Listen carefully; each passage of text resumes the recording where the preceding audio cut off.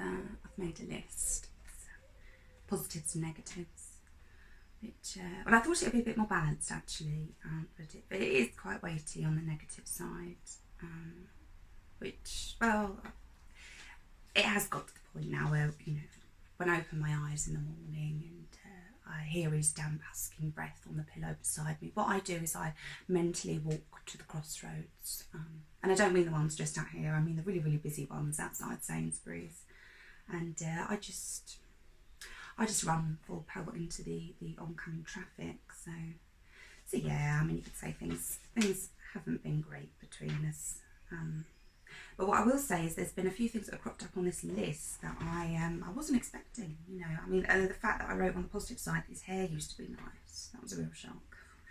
Because I mean, Martin was bald within 6 months of our relationship, so you know, that's really going back a while. Oh, and again, on the positive side, built this shed. I'm having a laugh because I remember when this was built. I mean, I'd just come back from holiday with the girls from Tenerife, and I saw this monstrosity in the garden, and well, I cried for 3 weeks. So, but now it's the only place where the scent is musty and pungent enough that I can't smell the sweat dripping off Martin's back. So.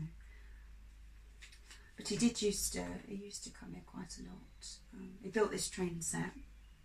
And God, he'd just sit here for hours, you know, watching them go round and round, or reading books about Hitler. And people would say to me, they'd say, Karen, Christ, you could have all sorts of women going in and out of there.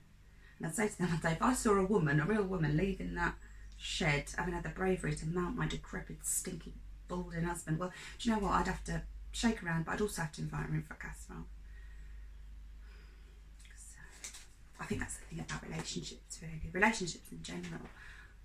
What you should never do is trust that the person you thought was nice because they were up for a snog and a bit of a feel up outside the disco, it isn't necessarily the person that you should A, see again, or B, marry. And to be quite frank, I mean, the idea that you have to spend the rest of your life with one sad, depleting person is, and do excuse my friendship, it's a fucking joke. Because I'll tell you why. I mean, I'm more emotionally, intellectually, physically attracted to that train than I am Martin. And people might say, oh, that's incredibly cruel, Karen. But what I'd say to them is I'd say try both. So 10 minutes with Martin and 10 minutes with the train. And if they don't use the latter to bludgeon themselves to death, you know, I'm willing to discuss it further. So, yeah, I could just send the list, and then that'll be less of a clean up, really.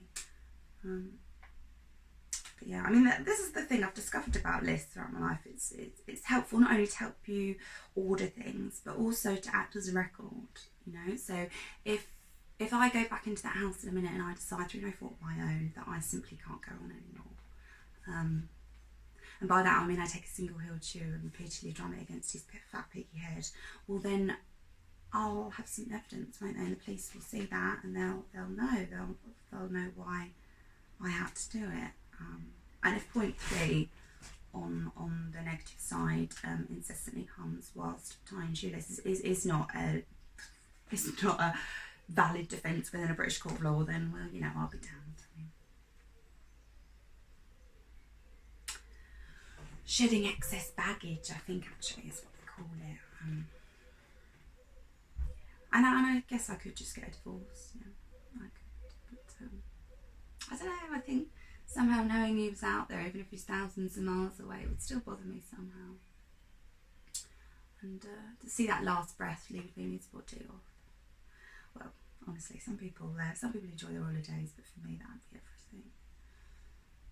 So, I made a lovely jacket this morning, so I'm going to take myself off tonight, have a little scream in the woods. It's good to get it out, and the neighbours can play music on the porch, so yeah.